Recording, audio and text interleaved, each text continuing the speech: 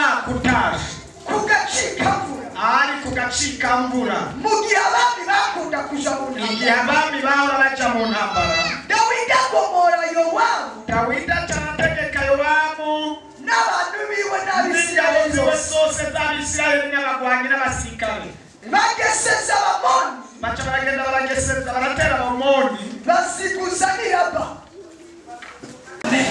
duduze icyubahiro cy'umwami Yesu.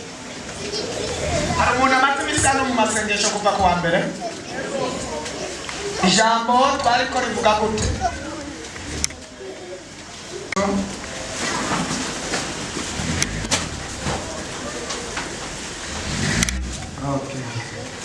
aba bashyitsi tubahe ikaze mu izina rya nde Imana ibakorera iki amen mwiyicarire umwami Yesu abaha umugisha mwinshi. Tumaze iminsi turi ku ijambo rivuga ngo abantu baraboshwe kandi bibaboshe. Mu yandi majambo aya masengesho n'ayiki Imana yaduhaye amasengesho n'isi 21 kugira abantu bagire gute bagoroke. Twaravuze rero ibintu biboshe. Rero twumvise hano ijambo rikomeye cyane kandi nibyo tugomba duhagarareko kandi ndazi ko tutaguhezagirwa cyane. Umwami Yesu nashimye. Dawidi yamwami amaze kuba umwami mu buzima bwa Dawidi umurikire umuntu wese ari yanyamurikire uwagire umuntu akabano amurikire mu buzima bwa Dawidi ahantu hari inkomezi za Dawidi byari ibintu bibiri nibyo byari inkomezi za Dawidi n'aba Mariya twari kumwe ngo inkomezi z'umuntu z'umusenzi z'umukristo z'umugororotsi no gutinya icyaha ingufu z'umuntu zimwe na rimwe ziva ku bintu bikurikira. Intsinzi yiwe yari atagiye mu rugamba Dawidi nta kintu yaronka ariko abaye ku rugamba Imana yabana nawe akanesha agradi kaciduga kuri Dawidi. Ntabwo wavyumvise abari hari inyuma haleluya kwa Dawidi misi yose kwava mu ntambara yagenda kugwana na Dawidi akagwana Dawidi akagwana na Goliyati akamunesha aho hantu yakura grade akaca yitwa igihangange.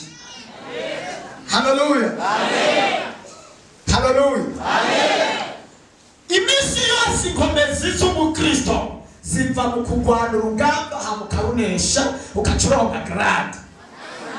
Turetse no mu buzima bw'impemu no mu buzima mu buzima busanzwe nta muntu n'umwe yotunga grade ataroye ku rugamba. Haleluya Dawidi rero kushirwa hejuru kwa Dawidi gutera imbere kwa Dawidi kumenyekana kwa Dawidi gutabagwa kwa Dawidi kugendana n'Imana kwa Dawidi kwava mu rugamba yabarika aragwana. Haleluya birambwira ngo ariko aragwana n'intubu era Dawidi ni kubera iki Samuel agiye kurobanura akagenda kurobanura muri bene Yesayi.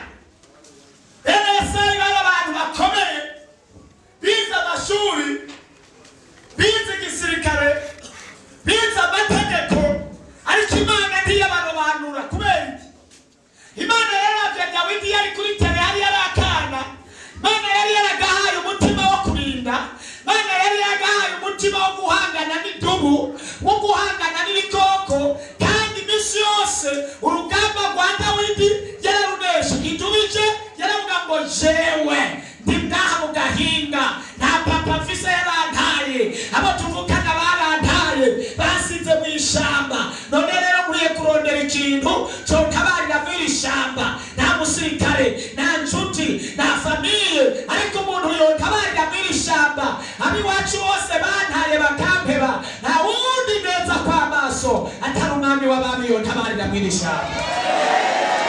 Haleluya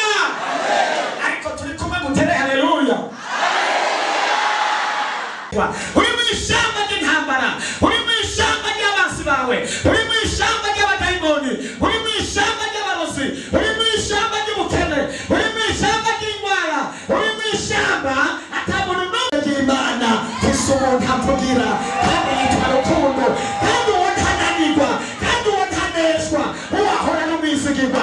Nimba hari umuntu abyumva atere haleluya.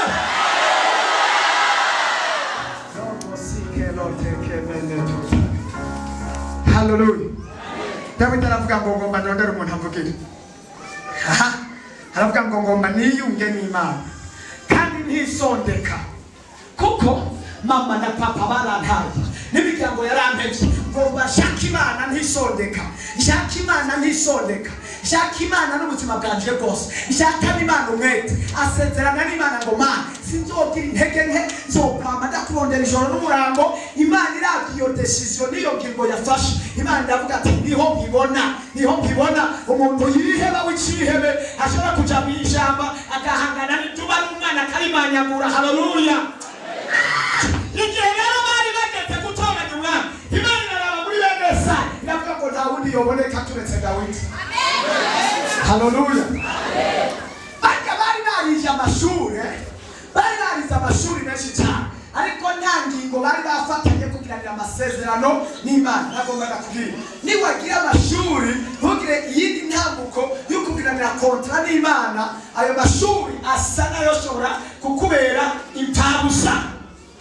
Yesu adufashe cyane. Ayo mashuri asa nayo ashobora kukubera iki? Impfabusa. Ku kazi karashobora guhinduka cyane kakaguherako cyane abadayimoni bakakwinjira ugakora ibyo utahora ukora, ukakugwa mukazi ukicara n'abandi bose. Ikizokuzigama kizogutabara iga amashuri mugabo uyashirane ko n'ubwenge buva ku Mana mu gusenga Imana. Haleluya. Uvyumva? Haleluya we. Dawidi yiyunga n'Imana asenga ubudasiba. Uyu munsi nagomba gusenga ubudasiba mu izina rya Yesu. Mana ishimwe. Ivyo nivyo byamuhaye Imana ati nta muntu n'umwe nobona muri bene Yesaya mu bantu hirya no hino. Ndafashe ingingo iyi saha Dawidi ngomba ndamuyindi faza ikomeye. Igihe cyose azoca ku rugamba ategezwa kunesha. Igihe cyose azogira gute? Azoca ku rugamba. Imana imugirira ubuntu, ariko Imana yokumfashiriza. Imana irazi neza kuri ku rugamba hano mu isi. Turiko turagwana n'intambara, turagwana turi mu ntambara. Imana yokumfashiriza igihe cyose uzoba ku rugamba ugahabwa ubuntu kuko wabunesha mu izina rya Yesu. Haleluya.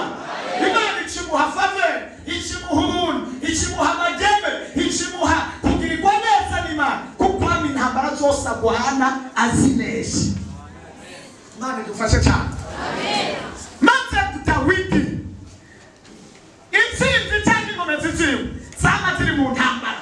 Agiye mu rugamba yabazi ko atahana intsinzi, agiye mu rugamba yabazi ko atahana gushirwa hejuru, agiye mu rugamba yabazi ko atahana kuvugangwa no gutabagwa mu buryo butandukanye. Uyu munsi rero atareka ikintu cy'umumaro. Umva.